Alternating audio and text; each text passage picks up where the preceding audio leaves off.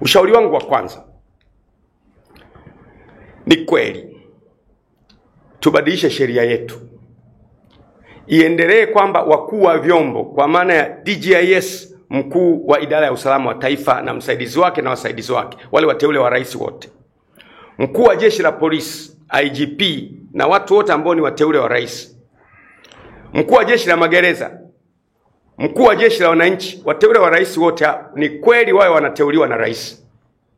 Lakini wakitaka kutoka, sababu zao za kutolewa zipelekwe kwenye kamati ya bunge ya usalama na mambo ya nchi za nje, kwamba huyu bwana nilimteua mimi lakini nataka kumtoa. Zionwe sababu hizo, tuzione, tuone kwamba je, huyu hatolewi katika nafasi yake kwa sababu ya uzalendo aliyofanya?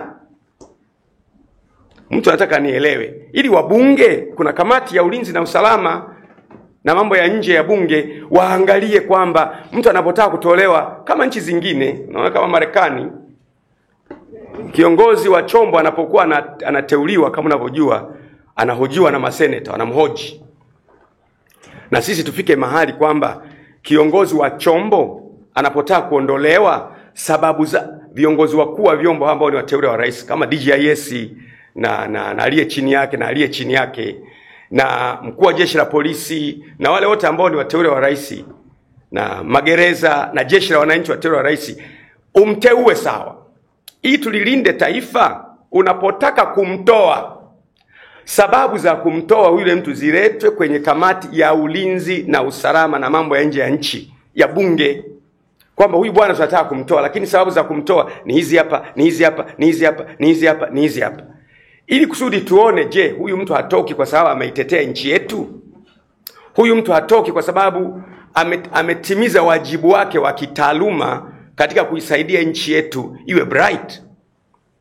Hiyo itatusaidia sana, na itawafanya hawa wakuu wa vyombo wawe wanaamua mambo, hata kama wakiamua kinyume na mamlaka zetu, lakini waamue kwa kuitetea nchi yao wenyewe. Hapa tutaona sasa ethics za kazi zao zimekuwa salama. Ni binadamu hawa. Mtu ataniambia kifupi tu, Gwajima, hawa wameapa bwana, wana kiapo. Sikiliza, DGIS ana kiapo, ni binadamu, ana familia na watoto, na msaidizi wake wana familia na watoto. Leo hii ameambiwa ondoke. IGP ana familia na watoto na future. Ameliona jambo ambalo haliko vizuri kinchi, haliko vizuri kiusalama, haliko vizuri kiuzalendo, lakini mamlaka za kisiasa zinaliona hili jambo ni kete ya kisiasa. Amesema sasa, hili bwana hapana, mheshimiwa, hili hapana, nenda nyumbani. Analetwa mwenzako, naye anasema hapana, nenda nyumbani. Utafika wakati ataletwa mtu wa kukubali mambo ambayo hayako sawa, halafu tumepoteza nchi. Tunakoelekea, where we are heading now as a country, kuna siku tutapata matatizo. Kwa mimi nashauri kwamba tuitengeneze sheria yetu, kwamba ni kweli wakuu wa vyombo hawa wote waendelee kuteuliwa na rais, lakini ili watoke kwenye madaraka yao, sababu za kwa nini watoke iletwe kwenye kamati ya ulinzi na usalama mambo ya nchi za nje ya bunge, kwamba huyu bwana tunataka kupumzisha, lakini sababu zenyewe ni hizi, tuzione. Asije kuwa anapumzishwa kwa sababu amekataa kuuza bandari. Mimi sijasema bandari imeuzwa, nakupa mfano. Asije kuwa anaondolewa kwa sababu amekataa kuuza mapoli. Asije kuwa ameondolewa kwa sababu anawatetea wananchi. Tukajikuta tunapoteza wakuu wa vyombo wazuri wenye uwezo wa kutetea nchi, na tunakuwa na wakuu wa vyombo ambao hawawezi kuitetea nchi. Hiyo ndio hoja yangu ya kwanza, na ni muhimu sana. Vinginevyo tukiendelea hivi, hatuna nchi kule mbele.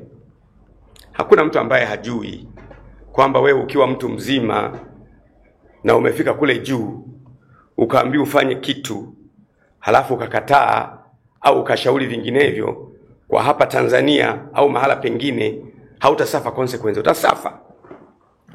Na wale wakuu wa vyombo mliopo, mnaweza kuyaona maneno yangu haya ni ya Gwajima.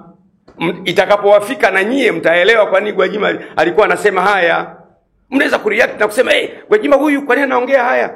lakini mbona yaliyofika wenzenu yatakapowafika na nyie mahala fulani, na nyie mtaona. Nitoe mifano mizuri. Mimi ni mtu wazi. Mimi nikiongea naongea. Wakati Rais John Pombe Magufuli anatoka madarakani, tulikuwa na mkuu wa idara ya usalama wa taifa, DJIS, alikuwa anaitwa Diwani. Alipoingia mheshimiwa rais wangu na mwenyekiti wangu, for some reasons Diwani ameondoka hapa katikati hapo. Na haondoki yeye, na walio chini yake wote wanaondoka. Tumekaa kidogo, akaja mwingine pale. Na wasema hawa kwa sababu hawa they are public figures, wanachaguliwa, sio siri hawa. Akaja mwingine hapo katikati sasa, ambaye akaja na yeye, nafikiri alikuwa anaitwa Masori. Na yeye kaenda hapo katikati hapo, na yeye akaondoka na walio chini yake wote.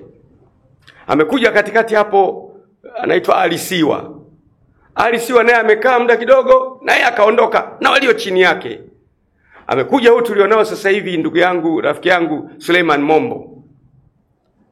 Ndio tuko naye. Sasa unaweza kujiuliza, ndani ya miaka mitatu hawa wote wanaondoka, aliye chini yake na aliye chini yake na aliye chini yake na aliye chini yake, wamekosea nini? Kwa lazima tujifunze kwamba nchi ili iwe imara, iwe na vyombo vinavyobaki constant, viwe mbali na pressure ya wanasiasa. Narudia tena. For we to have a precious country and a protected country, tunatakiwa kuwa na government apparatus, vyombo vya serikali ambavyo vyenyewe vinasimama kama vyombo. Vikiliona jambo ambalo ni hatarishi kwa nchi, vinasema hapana.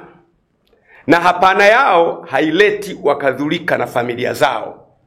Leo hapana akisema amezulika, hapana hana kazi, ubalozini anapotea. Kwa mimi ni ushauri wangu, tena wa muhimu kabisa,